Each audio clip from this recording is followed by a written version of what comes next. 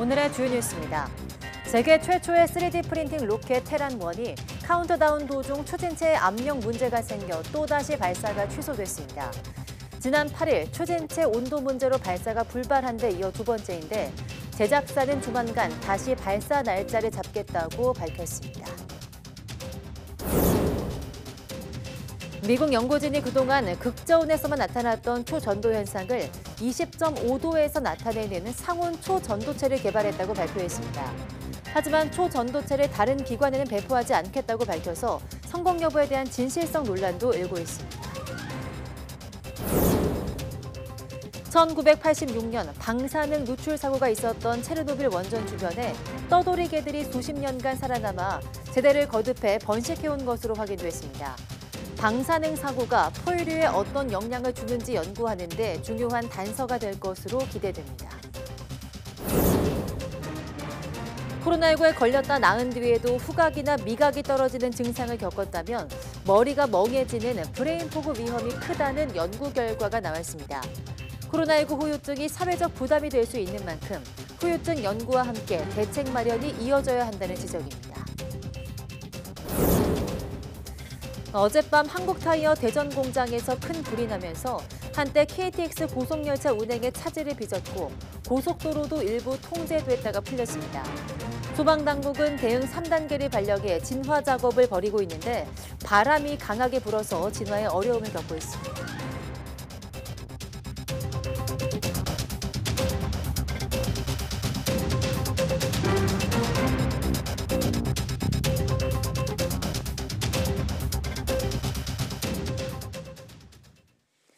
여러분 안녕하십니까? 3월 13일 사이언스 투데이 시작합니다. 오늘 0시 기준 코로나19 신규 환자는 4,198명으로 집계됐습니다. 일주일 전보다 100여 명 적고 2주 전보다 100여 명이 늘면서 소폭 등락이 이어지고 있는 가운데 월요일 기준 4주 연속 4,000명대를 유지했습니다. 신규 환자 가운데 국내 발생이 4,186명, 해외 유입은 12명입니다. 위중증 환자는 142명으로 22일째 100명대를 나타냈습니다. 어제 하루 코로나19로 숨진 사람은 12명이며 누적 사망자는 34,115명입니다. 테워드로스 아드하놈 거브러열소스 세계보건기구 사무총장이 코로나19 기원 규명의 당위성을 강조했습니다. 거브러열소스 사무총장은 11일 밤 트위터를 통해 코로나19의 기원을 이해하고 모든 가설을 점검하는 것은 미래의 발병을 예방하는 데 도움이 되는 과학적 의무이자 수백만 명의 사망자와 감염 후 오랜 후유증에 시달리는 사람들을 위한 도덕적 의무라고 밝혔습니다. WHO는 꼭 3년 전인 2020년 3월 11일 코로나19 팬데믹 세계적 대유행을 선포했습니다. WHO는 2021년 1월부터 2월 중국 현지 조사를 거쳐서 작성한 보고서를 통해 박쥐에서 시작된 코로나19가 중간 숙주를 거쳐 인간에게 전파됐다는 가설에 무게를 두면서 추가 조사가 필요하다고 발표했습니다. 코로나19에 걸렸다 나은 뒤에도 잔기침이나 후각, 미각 저하 등 후유증을 호소하는 경우가 많은데요. 이 가운데 냄새를 잘 못 맡는 후각 저하 증상을 겪었다면 머리가 멍해지는 브레인 포그로 이어지는 경우가 많았습니다. 왜 그런 건지 김평정 기자가 취재했습니다. 코로나19에 감염되면 치료가 끝난 뒤에도 크고 작은 후유증을 경험하는 경우가 많습니다. 장기침은 거의 한 달에서 두 달까지 간 것 같고 그래서 그런지는 모르겠는데 계속 두통도 계속 있고 머리도 멍하고 일에 전혀 집중을 못해서 좀 힘들었어요. 코로나19 후유증 가운데 냄새를 잘 못 맡고 맛을 잘 못 느끼는 후각과 미각 저하 증상이 흔합니다. 이런 증상을 겪었다면 머리에 안개가 낀 것처럼 멍해지는 브레인 포그로 이어질 확률이 크다는 연구 결과가 나왔습니다. 코로나19 후유증 클리닉에서 진료받은 440명을 분석한 결과 10명 가운데 4명꼴로 브레인 포그 증상을 호소했는데 이 증상을 겪은 환자를 다른 증상의 후유증 환자와 비교했더니 후각과 미각이 저하된 경우가 2.5배나 더 많았습니다. 코에 있는 후각신경은 뇌에서 감정과 기억을 담당하는 변연계와 연결돼 있습니다.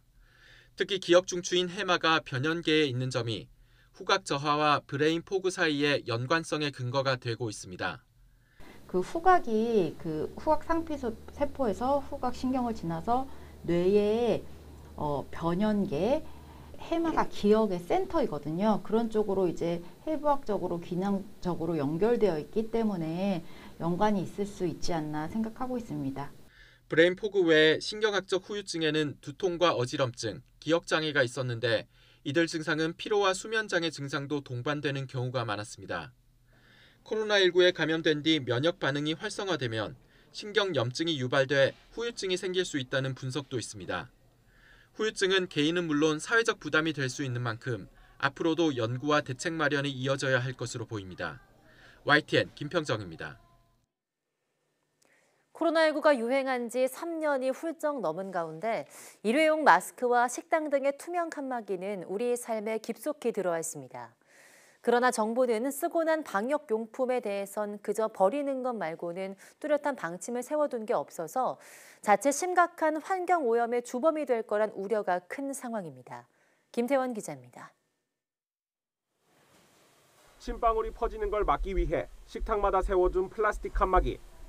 이 학교 급식실에만 300개 넘게 설치돼 있습니다. 최근 코로나19 유행이 누그러지면서 교육부는 새학기부터는 식탁에서 칸막이를 떼어내도 된다고 발표했습니다. 곧 전국에 있는 학교에서 쓸모를 잃은 플라스틱 칸막이 수백만 개가 쏟아져 나올 수 있는 상황. 그러나 어떻게 처리해야 할지는 아무도 모릅니다. 또 폐기물도 처리에 따른 어떤 비용 문제도 있고 환경적인 문제도 있어서 어떤 방식으로 이걸 폐기를 해야 될지에 대해서는 특별한 안내가 없습니다. 아직은. 문제가 불거지자 교육부는 뒤늦게 환경부와 재활용 방안을 논의하고 있다고 설명했는데 이른바 코로나19 쓰레기는 칸막이 말고도 또 있습니다. 쓰고 난 마스크가 대표적으로 재작년 한 해 사용된 마스크가 73억 개에 달한다는 조사 결과도 있습니다. 날마다 마스크 2천만 개가 버려지는 셈인데도 재활용이 가능하다는 걸 아는 이는 드물어서 대부분 일반 쓰레기로 처리되고 있습니다. 이런 현실을 안타깝게 여긴 한 공공기관은 지난해 10월 직원들을 대상으로 마스크 수거함을 만들었습니다. 또 가정에서 가족들이 다 쓰고 버린 마스크를 수거해 와서 여기서 한꺼번에 버리기도 합니다. 저 직원 전체적으로 많이 지금 수거에 참여하고 있습니다. 이곳 수거함에 쌓인 마스크들은 재활용 업체가 가져가 플라스틱 알갱이인 펠릿으로 만드는데요. 장난감과 병뚜껑, 화분과 의자 등 각종 생활용품으로 다시 태어나게 됩니다. 다만 전국에 있는 폐마스크 수거함은 일부 지자체와 공공기관 등이 자체 비용을 들여 설치한 수십 개에 불과합니다. 이에 대해 환경부는 마스크 세척과 철심 분리 등 전처리 비용이 많이 드는 탓에 수익성이 떨어진다며 전국 단위로 폐마스크 재활용 지원이나 홍보 정책을 펴기엔 한계가 있다고 설명합니다. 결국 눈앞의 이해타산을 따지기보다 코로나 쓰레기가 일으킬 환경오염을 먼저 걱정해야 하는 것 아니냐는 지적이 나옵니다. 모든 국민들이 지침에 따라서 마스크를 의무 착용을 했는데 단순히 수익이 나지 않는다고 해결할 의지가 없다라고 밝히는 건 좀 무책임한 태도로 생각해요. 지난 3년 동안 우리의 건강을 지켜온 방역용품들을 그저 쓰레기로 불태우거나 땅에 묻는 대신 다시 쓸 방법은 없을지 고민해볼 때입니다. YTN 김태원입니다. 지금의 30, 40대는 부모 세대보다 더 빠르게 늙을 것이라는 경고가 나와 있습니다. 각종 스트레스와 스마트폰 과사용 등이 노화를 촉진한다는 건데요. 몸과 마음 건강을 모두 챙겨야 노화를 늦출 수 있다는 조언입니다. 신윤정 기자입니다. 8년차 직장인 민모 씨는 스마트폰을 보면서 쉬거나 업무 스트레스에서 잠시 벗어납니다. 건강을 생각하면 운동해야 하지만 쉽지 않습니다. 집에서 편하게 누워있거나 스마트폰을 보면서 쉬는 시간이 좋다 보니까 그게 또 운동하기가 또 쉽진 않은 것 같아요. 네. 이처럼 사회 경제 활동의 한창인 30, 40대에서 실제 나이보다 신체가 빠르게 늙는 가속 노화 현상이 나타나고 있다는 지적이 나왔습니다. 직장, 주거, 경제적인 문제로 스트레스를 받는 데다 스마트폰을 쓰면서 신체 활동량은 줄고 배달 음식 등 가공식품을 자주 먹는 것이 가속 노화를 부추기는 요인으로 꼽혔습니다. 즐겨 사용하는 SNS라든지 또는 여러 가지 비디오 플랫폼이라든지 이런 것들은 우리가 신체 활동을 하기 어렵게 만들고 충분한 잠을 또 가지기 어렵게 만들고 또 몸의 스트레스 호르몬 수치를 높입니다. 이런 것들이 모두 다 가속 노화를 만든다고 볼 수가 있고 실제로 최근 비만과 당뇨병, 고콜레스테롤 혈증 유병률 등 30, 40대 남성의 건강 지표는 눈에 띄게 나빠졌습니다. 정 교수는 가속 노화를 그대로 두면 각종 만성질환에 일찍부터 오래 시달리게 되고 부모보다 빠르게 늙을 수 있다고 경고합니다. 부모 세대들은 대략 50대가 됐을 때 경험하던 그런 만성질환들을 30, 40대에 앓는 분들이 많아지고 있는 건데요. 이런 것들 때문에 장기적으로는 지금 젊은 성인들의 건강 수명이 부모 세대보다 조금 더 짧아질 수 있다는 걸 시사합니다. 느리게 나이 들기 위해선 신체 건강만큼 마음을 돌보고 자신에게 성취감을 주는 게 무엇인지 찾는 과정이 필요하다고 조언합니다. 우리 삶에서 중요한 거를 찾고 또 우리 삶에서 사실은 필요하지 않고 오히려 건강을 해칠 수 있지만 우리가 좋은 거라고 생각하고 하고 있는 여러 가지 것들이 있는데 그런 것들을 좀 빼내보자. 평균 수명이 늘어난 30, 40대가 건강하게 오래 살려면 그 어느 세대보다 더 철저한 노력과 대비가 필요해 보입니다. YTN 신윤정입니다. 병원 밖에서 발생한 급성 심장 정지 환자가 연간 3만 명이 넘는 것으로 나타났습니다. 질병관리청은 2021년 병원 밖 급성 심장 정지 환자는 33,235명이었다고 밝혔습니다. 이 가운데 구조대원이나 의료인이 아닌 일반인이 목격한 경우는 29,076건이었고 심폐소생술이 시행된 경우는 28.8%, 8,381건이었습니다. 일반인이 심폐소생술을 시행한 경우 11.6%가 생존했지만 그렇지 않았을 때 생존율은 5.3%에 그쳐서 심폐소생술 시행 시 생존율이 2배 이상 높았습니다. 질병청은 심폐소생술 교육 기회를 제공하기 위해서 관련 교육 영상 12족을 제작해 질병청 홈페이지와 유튜브 국가손상정보 포털에 공개했습니다.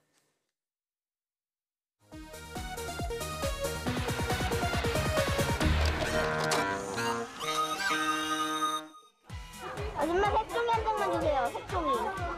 이거 좀 해주세요. 엄마가 보내준 거예요. 새 책가방에 하양 실내화에 초등학교 새내기들이 학교에 첫 발을 디딥니다. 학교가 가까워서 좋고요. 선생님도 좋고 친구들도 좋고 학교도 좋고 노는 것도 좋아요. 교실 앞뒤 양옆 공간이 책걸상으로 가득 차 콩나물시루 같은 수업이 계속되고 있습니다. 교실에서 우선 숨도 못 쉴 지경이에요. 54년 동안 사용되어 온 국민학교 명칭이 모두 초등학교로 바뀝니다. 교과 성적은 수음 위안과 5단계로 평가됩니다. 모든 일선학교 교실에는 실물 화상기 등 멀티미디어 기자재가 보급됩니다. 미디어 보면서요. 따라할 수도 있고요. 숙제 같은 거 없어서 좋아요. 불소의 경우 물과 섞는 양을 정확히 맞춰야 하기 때문에 일부 학교에서만 시범적으로 사용되고 있습니다. 잘할 수 있는지 걱정도 되고 제가 입학하는 기분이에요. 초등학교 점심시간. 학부모들이 아이들에게 배식을 해주고 있습니다. 형식은 자원봉사지만 사실상 의무나 다름없습니다. 학부모들이 저마다 차 트렁크에서 폐지 꾸러미를 꺼냅니다. 사물함 교체에 드는 비용을 마련하기 위해 학교 측에서 폐유지를 모으면서 토요일마다 이런 진풍경이 벌어지고 있습니다. 새학기 준비로 가슴 설레는 아이들. 새학년을 맞이하는 각오도 새롭습니다. 앞으로요. 공부도 잘하고요. 또 언니 오빠처럼요 의젓해질 거예요.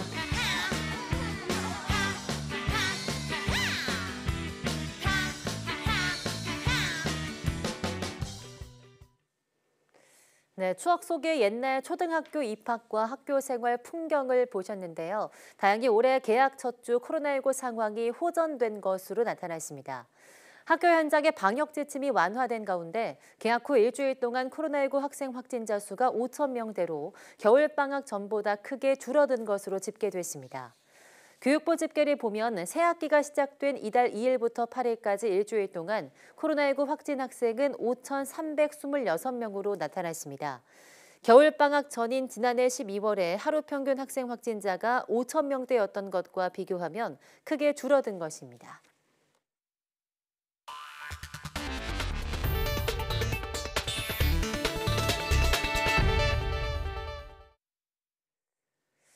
어젯밤 10시 10분쯤 대전시 목상동 한국타이어 대전 공장에서 불이 나 최소 11명이 연기 흡입 등으로 병원으로 옮겨졌습니다.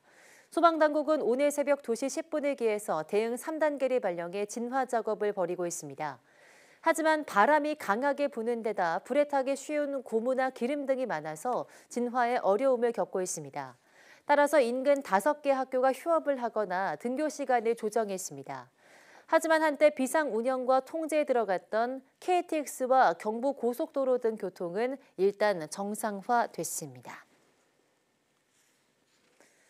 세계 최초로 3D 프린팅으로 제작된 로켓 테란1이 다시 발사될 예정이었으나 막판에 발사가 취소됐습니다. 미국 플로리다주 케이프 커네버럴의 발사대에 설치된 이 로켓은 11일 오후 1시부터 카운트다운에 돌입했으나 2단계 추진체 압력 문제로 인해 발사를 중단해야 했다고 제작사인 미 스타트업 렐러티비티 스페이스가 밝혔습니다.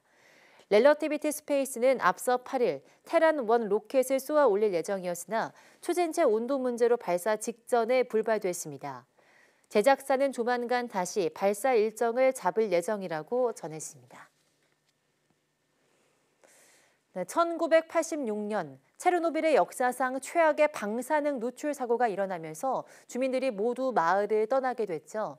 그런데 사고 이후 이곳에 버려졌던 개들이 방사능 영향에도 지금까지 살아남아서 개체수를 늘려온 것으로 확인됐습니다. 방사능 사고가 포유류에 어떤 영향을 미칠지 연구하는 데 중요한 단서가 될 것으로 기대됩니다. 양회영 기자입니다. 인류 최악의 방사능 누출 사고인 체르노빌 원전 사고. 이 사고로 530경 베크럴의 방사성 물질이 누출됐는데 이는 후쿠시마 원전 사고 누출량의 10배 수준입니다. 사고 이후 지역 주민들은 집과 반려동물을 남겨두고 대피했고 이제는 버려진 땅이 됐습니다. 그런데 40년 가까이 체르노빌 원전 지역에서 살아남은 개들이 다른 개들과 유전적으로 구별된다는 연구 결과가 나왔습니다. 국제공동연구진은 지난 2017년부터 체르노빌 원전 주변 지역 출입 금지 구역을 3년간 돌아다니며 떠돌이개 302마리의 혈액을 채취했습니다. 그 결과 체르노빌 원전 가까이에 사는 개들은 15km 떨어진 체르노빌시, 45km 떨어진 슬라부티치시에 사는 개들과 유전적 상관성에서 뚜렷한 차이가 드러났습니다. 방사선 피폭 정도에 따라 유전적 특징이 달라 어느 지역에 사는 개인지 쉽게 구별할 수 있는 겁니다. Compare the dogs of Chernobyl to these other village dogs and other breed dogs gives us a lot of power to determine what the history, what the ancestry of these animals is and how they've changed over time. 특히 체르노빌 사고 지역에서 사는 개들 중에는 15개의 가족이 확인됐는데 이 중에는 조부모와 부모, 자식으로 이어지는 3세대 혈연 관계까지 파악됐습니다. 또 일부 가족은 활동 지역이 넓게 퍼져 있었는데 이는 개들이 출입 금지 구역 내에서 자유롭게 이동하며 번식하고 있음을 보여줍니다. And really lay the groundwork for the question we all want to address, which is how do you survive in a hostile environment like this for 15 generations? 연구진은 체르노빌 원전 주변과 조금 떨어진 체르노빌시에 사는 개 가운데 셰퍼드 품종을 선택해 순수 혈통의 일반 셰퍼드와의 DNA 차이점을 연구할 계획입니다. YTN 사이언스 양우영입니다. 전기 저항이 없는 초전도체는 에너지 혁명을 일으킬 꿈의 물체로 불리지만 극저온에서만 존재해 상용화되지 못하고 있습니다. 미국 연구진이 세계 최초로 20.5도에서 초전도 성질을 보이는 상온 초전도체 개발을 발표해 과학계가 주목하고 있습니다. 보도에 최소라 기자입니다. 영화 아바타에서 인간이 판도라 행성을 침략하는 이유는 초전도체 언옵테이늄을 얻기 위해서입니다. 전기 저항이 없고 자기장을 밀어내는 초전도체는 자기 부상 열차와 양자 컴퓨터, 핵융합 장치 등을 만들 수 있는 꿈의 물질입니다. 현실 세계에서의 초전도체입니다. 초전도 성질을 보이긴 하지만 영화와 달리 영하 200도 부근의 극저온에서만 가능합니다. 미 로체스터대 연구진이 세계 최초로 20.5도에서 초전도 현상을 보이는 물질을 개발했습니다.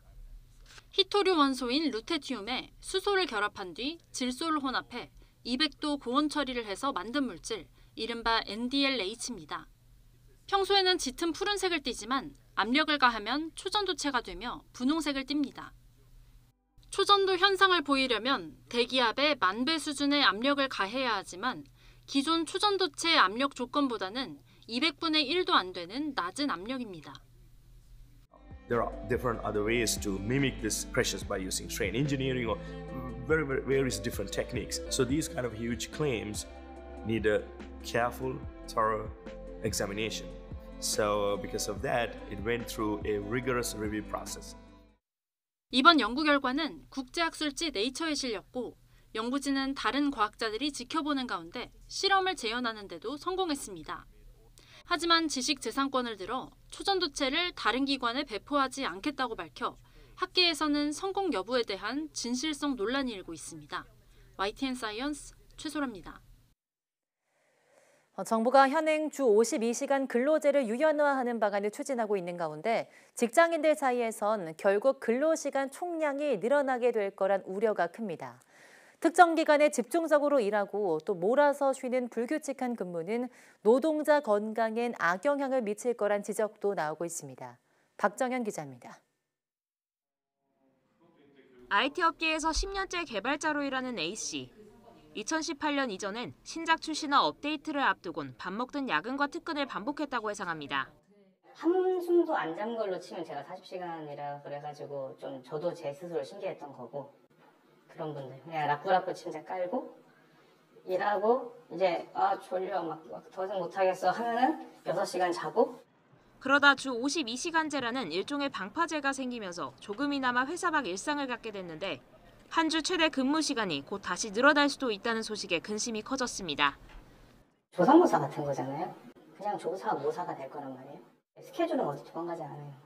정부가 최근 발표한 근로시간제 개편안은 주 단위로 돼 있는 연장근로 관리 단위를 최대 0까지 넓히는 게 핵심으로 이렇게 되면 한 주에 최대 69시간까지도 일할 수 있습니다.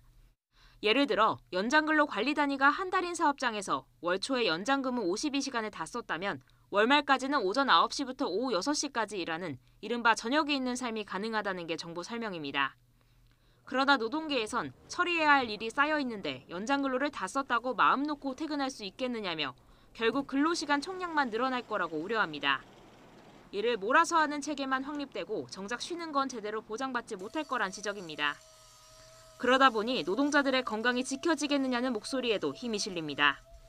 정부는 근무일 사이 11시간 연속 휴식을 보장하거나 4주 평균 근로시간이 64시간이 넘지 않도록 해서 노동자의 건강권을 보호하겠다는 입장.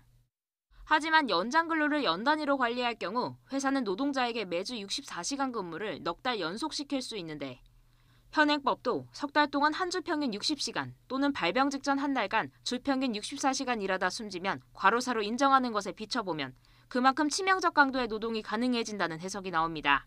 장시간 노동, 또 불규칙한 노동을 하면 이 자율신경계가 깨지게 됩니다.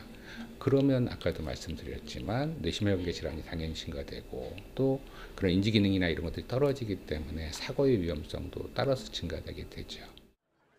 이미 한국은 OECD 연평균 근로시간보다 199시간 더 많이 일하는 과로사회로 평가됩니다. 근로시간제 개편할 때 더 세심히 접근해야 하는 이유입니다. YTN 박정현입니다.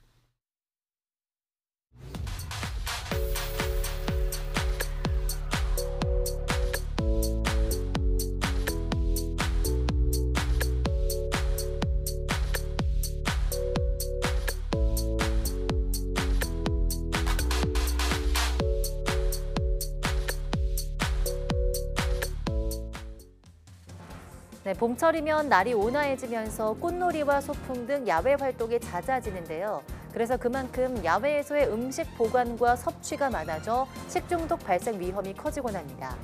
오늘 오후 사이언스투데이 내문 보고서에서는 봄철 식중독의 위험성과 예방법에 대해서 이야기 나눠보겠습니다. 많은 시청 바랍니다. 함께해 주신 여러분 고맙습니다.